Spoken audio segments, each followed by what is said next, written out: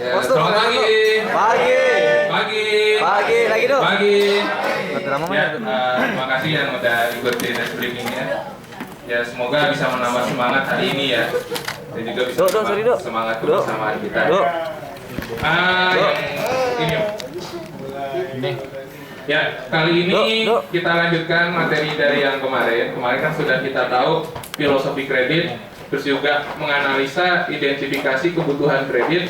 Dan kali ini, judulnya belum diganti. Kali ini adalah data dan dokumen. Data dan dokumen yang diperlukan untuk kredit. Tadi udah ya. Nah, data itu ada 4. Ada data pribadi, ada data bisnis, ada data legalitas, dan juga ada data jaminan. Terkait dengan data, saya mau dibantu kali ini dari teman-teman hukum. Wih, ada teman-teman hukum di sini? Oh, satu ya. Dua only. Nanti tolong dibantu ya Bu ya, apa aja panjangannya ya. Atau teman-teman klaim nih, teman-teman klaim yang sering identifikasi legalitas biasanya kalau ada terjadi klaim ya, biasanya kan dicek tuh legalitasnya benar nggak, atau nggak survei kunjungan benar nggak bisnisnya ada, kayak gitu.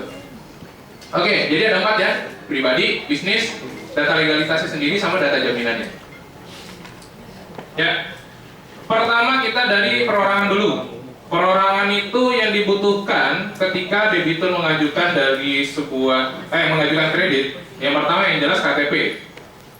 Tapi kerap gini, KTP itu kerap masih banyak yang dipalsuin ya. Maksudnya masih banyak penggadaan KTP. Misalnya ada KTP di rumahnya di A, ternyata punya lagi rumah yang satu lagi punya KTP juga di situ. Jadi sebenarnya kalau KTP, selain KTP apa yang verifikasi paling valid selain KTP tentang identitas diri? SIM, oke, bisa. Apa lagi? Paspor bisa. Ada yang lebih spesifik lagi? KK, betul. Kalau KK itu udah pasti tuh, udah lebih jelas namanya siapa. Kalau KK lebih mendingan kakaknya yang salah atau KTP yang salah? Adanya.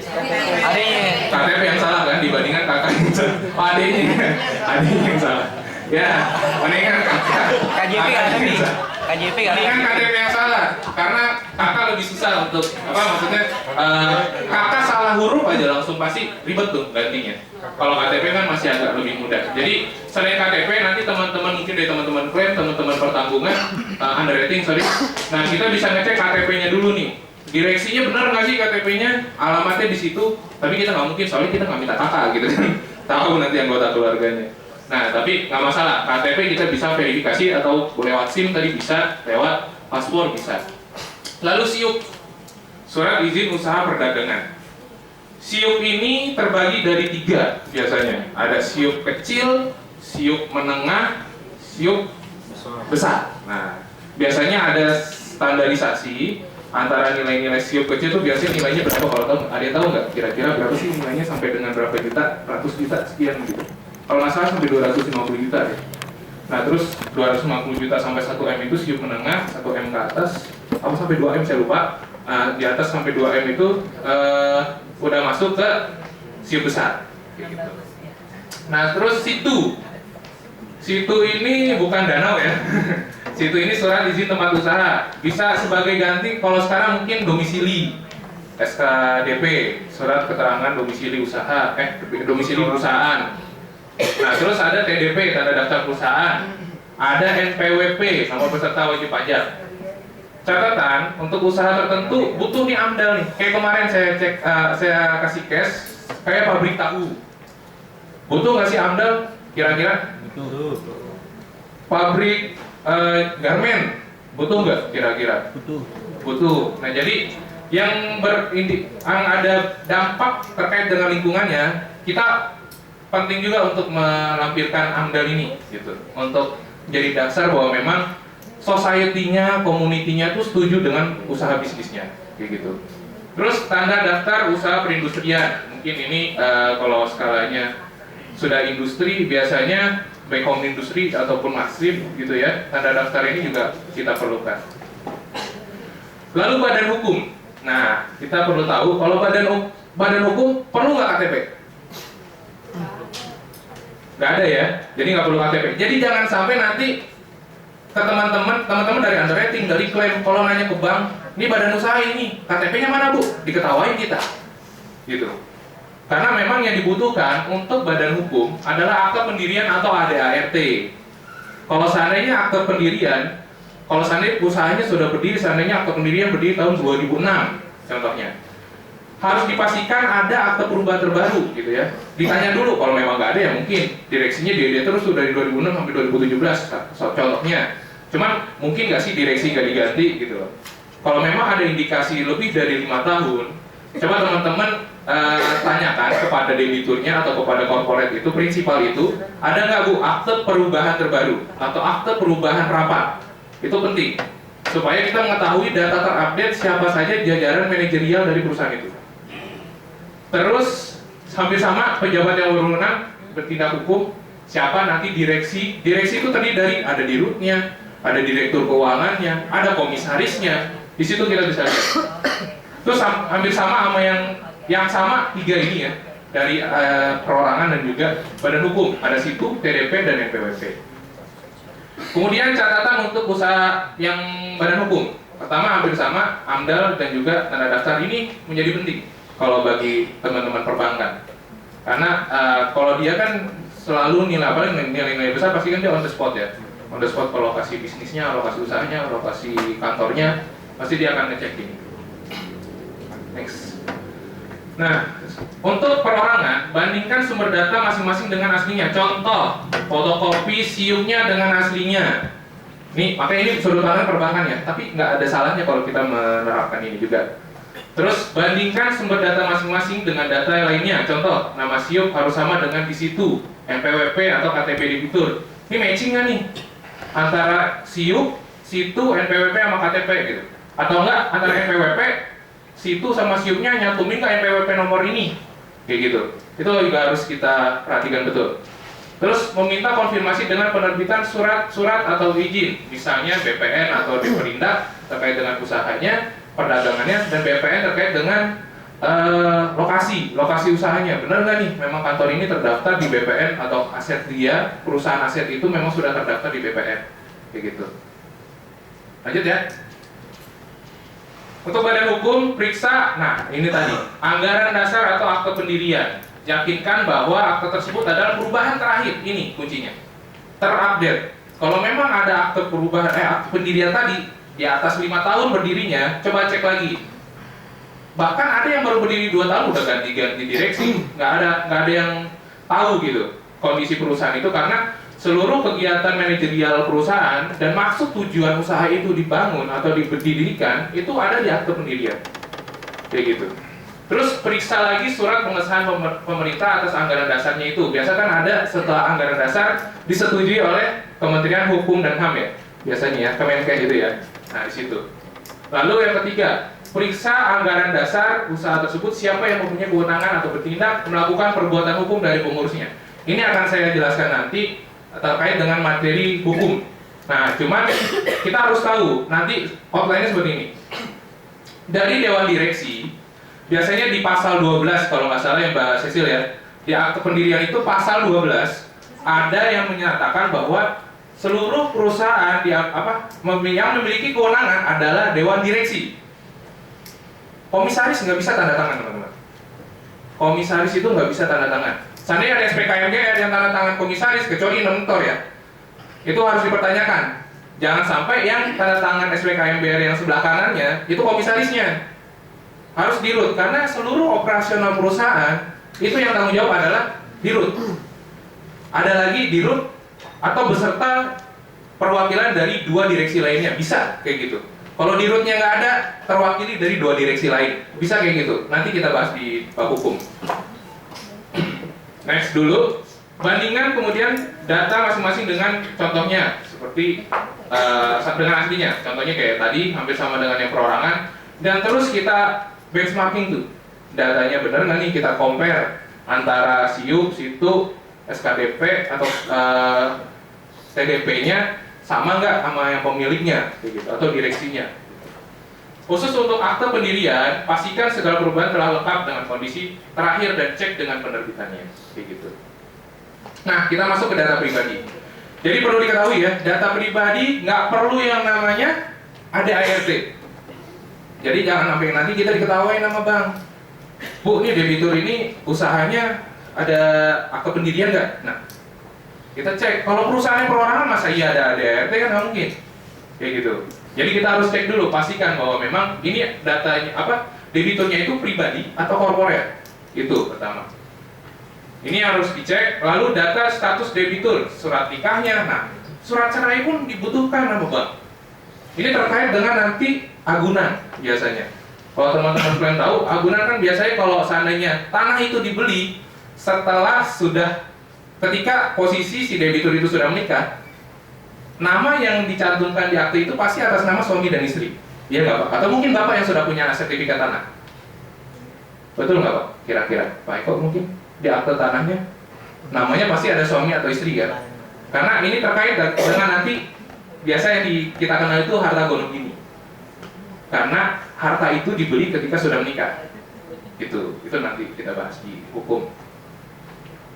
Lalu data status debiturnya ini ya, surat nikah, surat cerai, bisa harta juga. Nah, ini juga nih. Jelas nih. Jadi ketika nanti eksekusi agunan seandainya tanah, itu kita tahu memang porsinya si suami itu yang mana, porsinya istri yang mana. Karena terkait harta gonogini. Jadi yang sebelum nikah, kalau hartanya mau dimiliki buat pribadi, belilah sebelum nikah hartanya. Takutnya nanti jadi harta gonogini, nggak dikasih, nggak nyaranin. Oke, lanjut lagi. Data bisnis sekarang.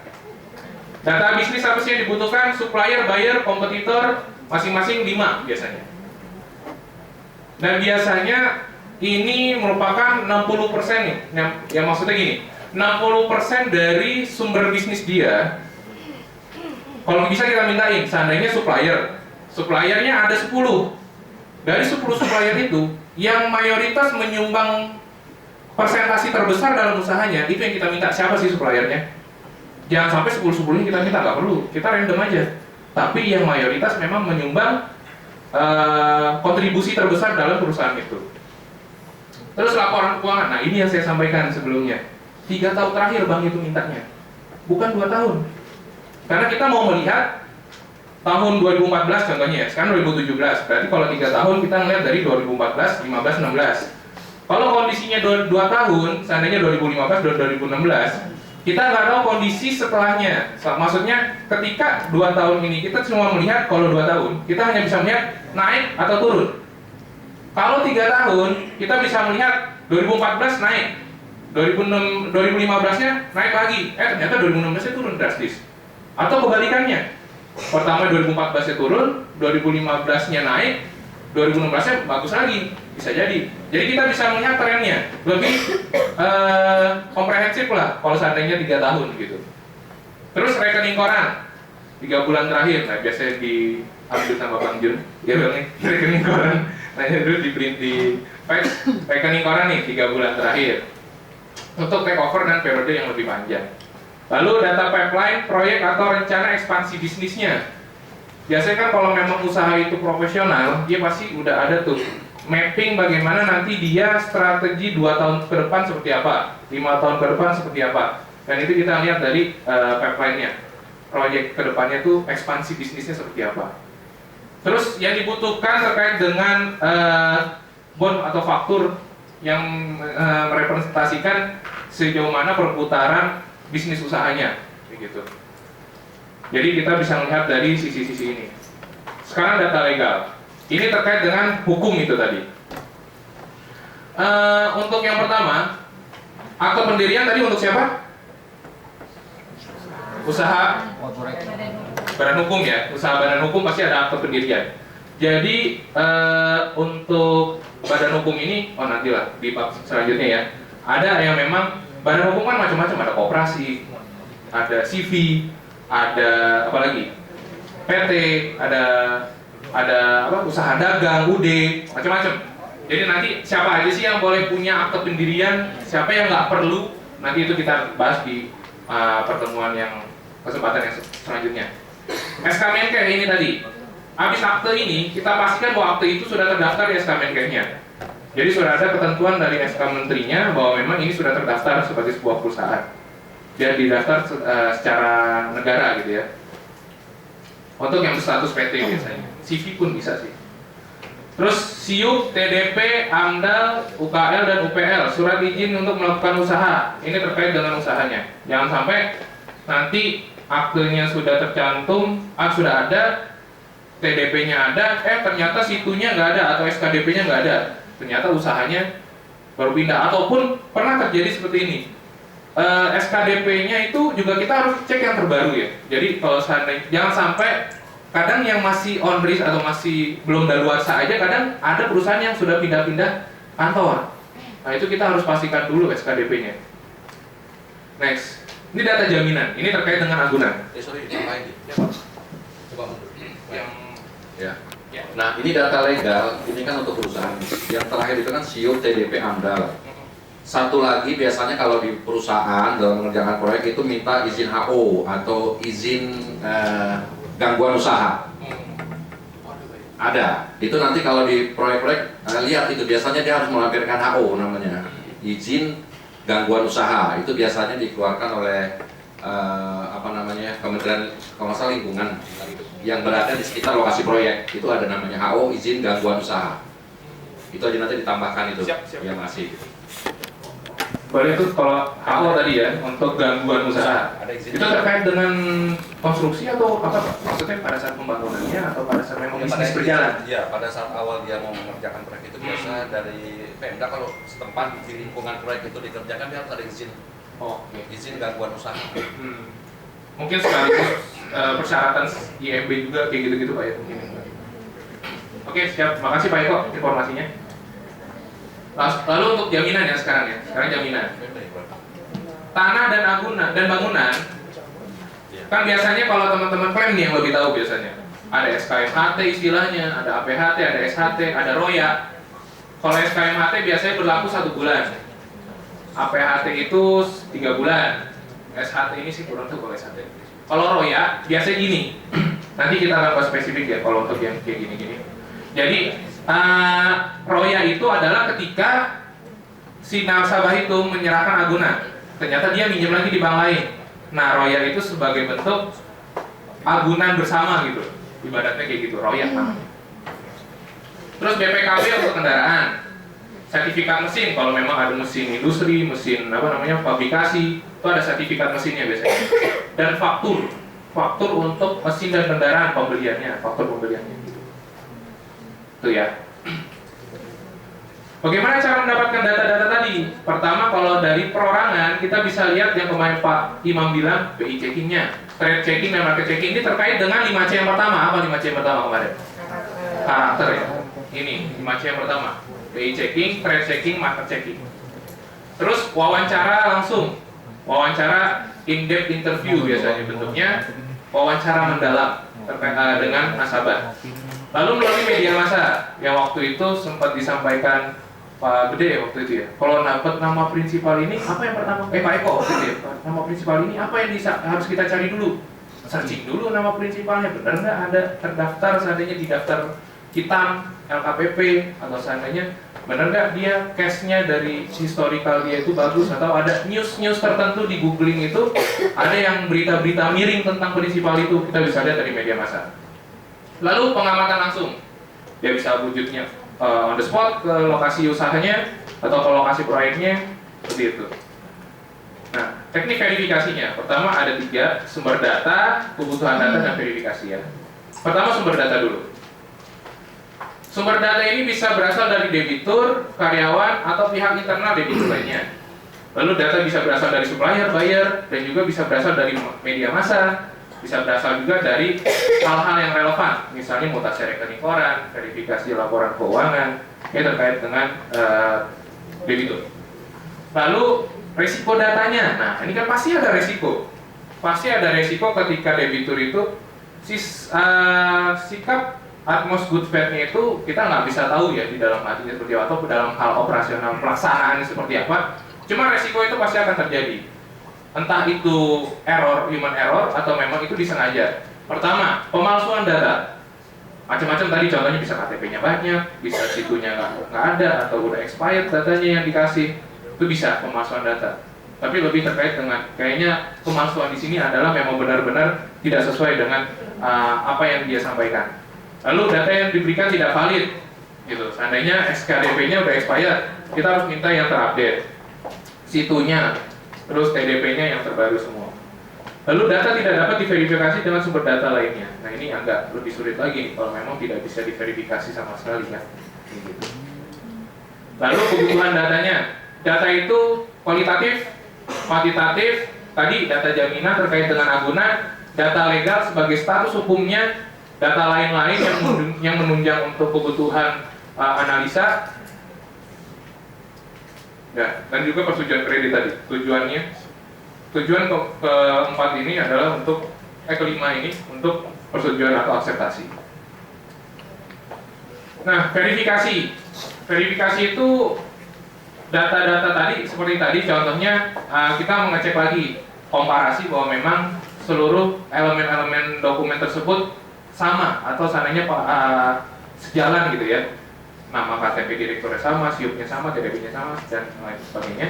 Lalu data keuangan diverifikasi dengan beberapa sumber keuangan. Jadi keuangan sama keuangan juga gitu loh. Jangan sampai beda, nggak matching gitu loh. Mau ngelihat siklus keuangannya, cuman kita nggak ngelihat dari sumber keuangannya gitu. Kita harus logik juga ke sana.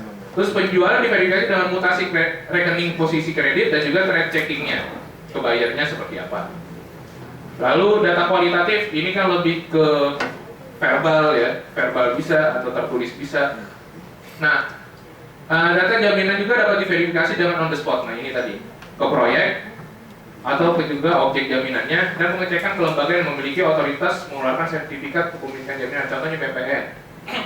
Seandainya dia kredit investasi mau beli tanah atau seandainya dia mau mengajuin agunan berupa tanah, cek dulu, cek aktenya itu. Jadi gini teman-teman, kalau kemarin dari pihak perbankan itu menyampaikan, kalau namanya akte aset fix aset berupa tanah, yang dicek itu jangan sertifikatnya kita dalemin, langsung aja cek ke BPN-nya, bener nggak nih akte terdaftar. Jadi ngapain kita ngabisin waktu, ternyata pas kita udah ngecek ada kejanggalan, ternyata benar nggak ada, gitu kan? Itu waktu lagi, gitu.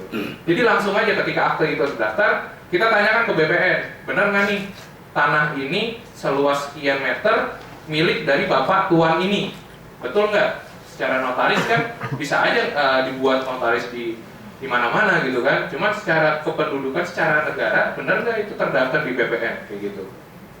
Salah satu mitigasi untuk ngecek agunan berupa fix aset. Lalu data perizinan dapat diverifikasi ke pihak yang mengeluarkan perizinan, hampir sama gitu ya. Kalau seandainya AMDAL ke kementerian apa, coba kita cek. Terus fotokopi data diverifikasi dengan melihat langsung data aslinya. Kalau memang bentuknya jangan sampai kopiannya itu gimana ya? Karena walaupun minimal kita dapat datanya berupa soft file, maksimalkan soft file itu scan. Jadi kelihatan gambar warnanya gitu loh. Warnanya tuh kelihatan. Jangan sampai cuma ngeliat hitam ternyata tanda tangannya cuma tempelan, itu kan bisa juga kita nggak tahu gitu asli atau enggak. Sebenarnya yang lebih bagus ya data aslinya. Nah, jadi dari data-data tersebut gunanya fungsinya adalah ini untuk 5C, untuk evaluasi dari pengajuan kredit. Dan juga sebagai kita mengetahui kalau seandainya kita melihat dari sisi keuangannya, kita mau tahu tuh first way out itu apa kemarin? Ayo, first way out. Ada first way out, ada second way out. First way out-nya apa? Kalau kita minjem, kita ngapain? Nyicil. Nah itu juga first way out itu nyicilnya. Pembayaran bagaimana dia nyicilnya. Jadi jangan sampai lupa. First way out-nya itu dari situ. Second way out-nya baru kalau dia nggak bisa bayar, kita narik dari agunan. Kayak gitu. Nah, terus juga yang kemarin saya gambar kuadrannya tuh, mau dan mampu untuk mengembalikan pinjamannya. Nah ini kurang lebih outline-nya. Kalau seandainya legalitas untuk perorangan, perseroan terbatas, ini akte, dan ini ada yayasan, ada koperasi, terus ada apa itu? Oh CV, ya. Jadi yang membutuhkan akte biasanya 4 ini. Ada pendirian perseroan terbatas, yayasan, koperasi, dan CV. Jadi kalau seandainya nanti ada perusahaan, ada perorangan atau debiturnya namanya ABC, jangan minta akte pendirian. Gitu. Walaupun dia punya usaha gitu kan, jadi kita tanya aja SIUP-nya gitu, karena memang perusahaan perorangan tidak memerlukan adanya akte pendirian. Kayak gitu. Sekian dari saya, kalau ada yang mau didiskusikan silakan, kalau tidak saya cukupkan sekian. Cukup? Teman-teman, kalau mungkin ada yang mau didiskusikan terkait pernah case-case yang terjadi, di saat penutupan pertanggungan ataupun teman-teman klaim yang pernah terjadi terkait dengan data legalitas, temuan-temuan yang sering yang sering ada case di kita tuh seperti apa. Jadi bisa teman-teman tuh di sini tahu gitu. Mungkin dari klaim Pak Dimas silakan Pak. Oke, bagus. Semangat sekali Pak Dimas. Di depan Pak, biar kelihatan. Iya Pak. Gini Jibi mau nanya aja, bukan nanya sih, mau sharing aja. Beberapa kali kami di pemasaran sering ketemu sama prinsipal. Sorry ini agak ke subdisip ya. Di prinsipal itu banyak mereka menanyakan mengenai SPKMGR. Ada salah satu di situ di pasalnya tuh di SPKMGR itu bahwa ahli waris terus turunan-turunannya itu bertanggung jawab secara pribadi atas kerugian-kerugian yang diderita nantinya. Itu dasarnya dari mana sih, Bi? Karena di beberapa asuransi kata-kata itu sih nggak ada, Bi. Pernah tahu nggak yang bagian legal atau apa gitu sih? Itu sih sempat jadi kendala beberapa prinsipal, akhirnya nggak jadi karena mereka merasa keberatan pasal itu dicantumkan di dalam SPKMGR. Karena ini kan atas nama institusi, kenapa harus ahli waris saya harus bertanggung jawab gitu. Sempat nanya ke bagian HUPA di cabang kemarin juga pernah mengajukan itu, ternyata katanya masuk dalam peraturan perusahaan ya, undang-undang PT kalau nggak salah. Itu yang mau, kalau ada yang info boleh di sharing. Makasih, itu aja sih, Bi. Terima kasih Pak Dimas. Tepuk tangan buat Pak Dimas Bu. Ini saya coba jawab pengetahuan saya Pak ya. Memang namanya direksi utama itu kan di mana dewan direksi itu memiliki saham Pak.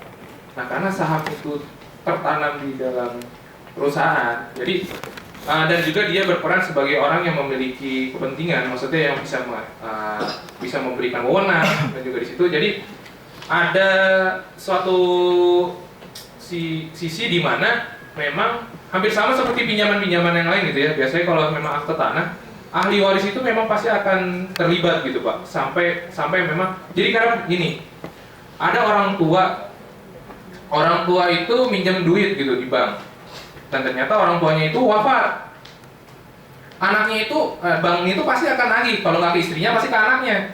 Kayak gitu contohnya. Jadi masih ada keterikatan bahwa memang tanggung jawab si bapak ini memang masih harus ditangani oleh keluarganya, dan memang biasanya kan akte kredit biasanya ditandatangan suami istri kayak gitu. Nah cuma kalau untuk perusahaan, seingat saya memang ada peraturan Pak.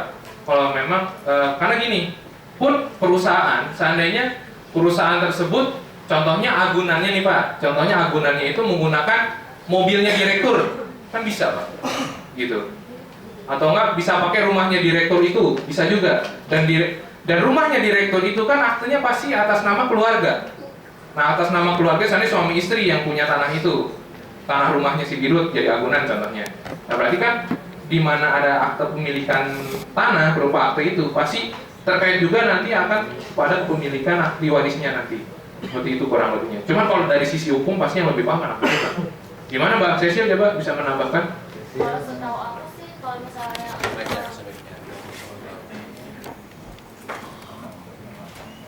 kalau setahu aku sih balik ke badan usahanya dulu apa.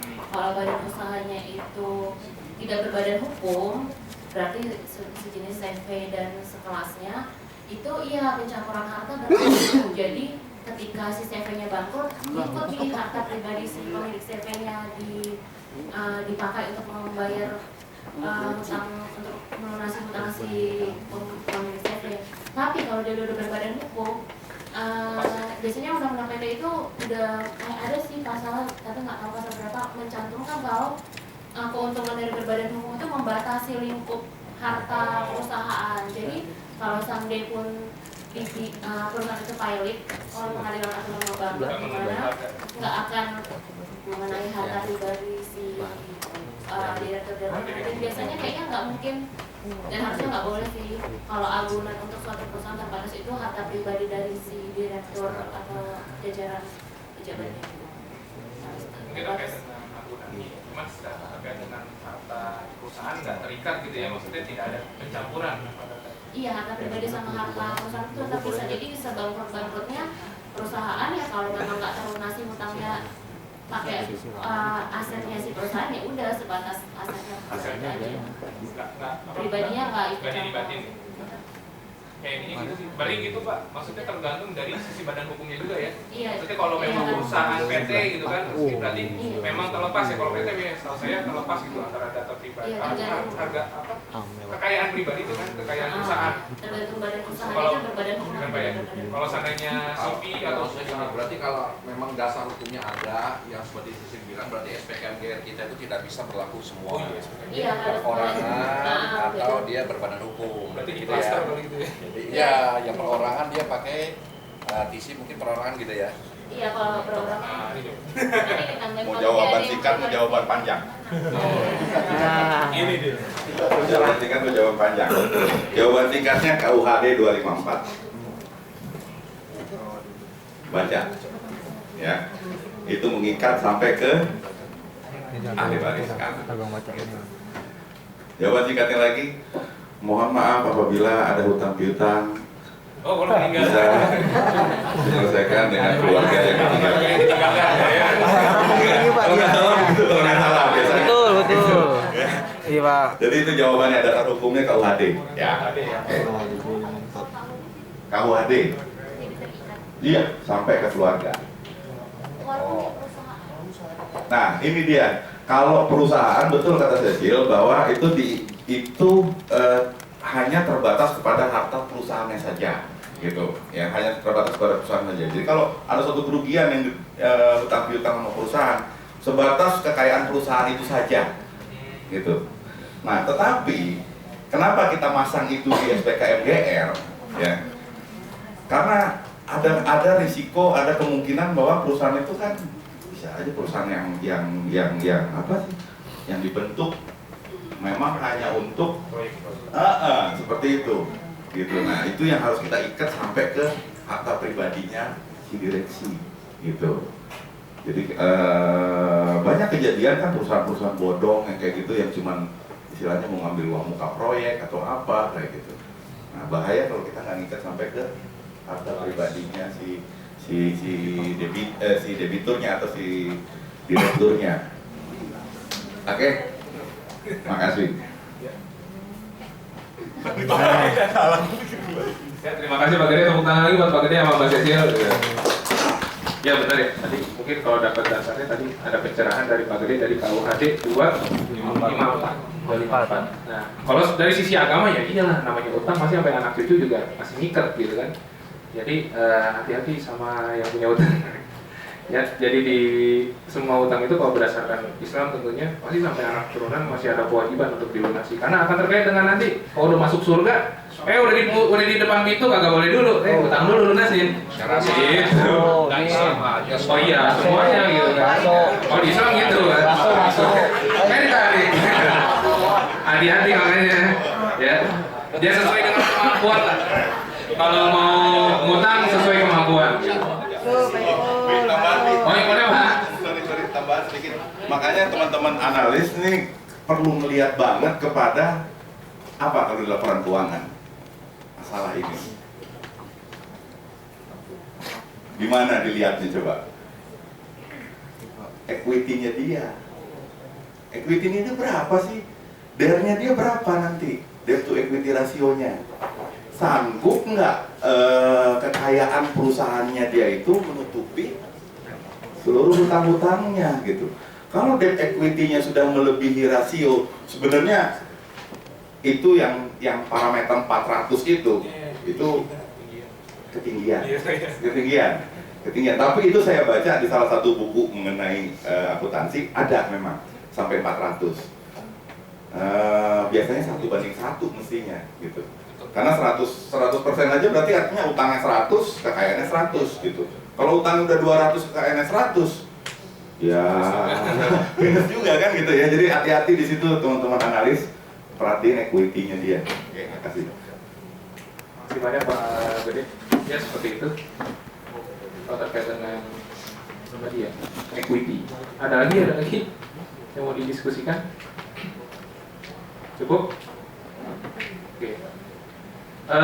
untuk pertemuan saya untuk itu ini tiga pertemuan sebelumnya itu merupakan sampai sekarang ini dasarnya. Jadi teman-teman saya harap bisa menarik manfaat dari penyampaian ini dan juga sharing ini dari rekan-rekan yang lain juga yang sudah menyampaikan informasi yang sangat berharga.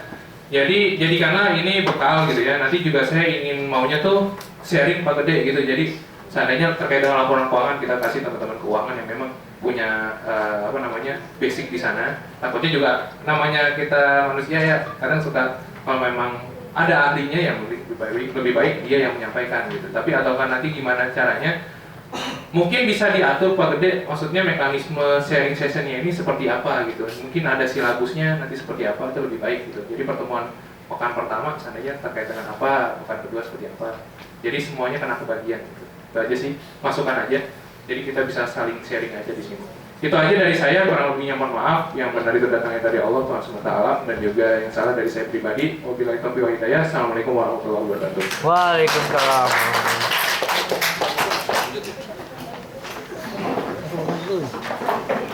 Habibie masih ada lagi sih.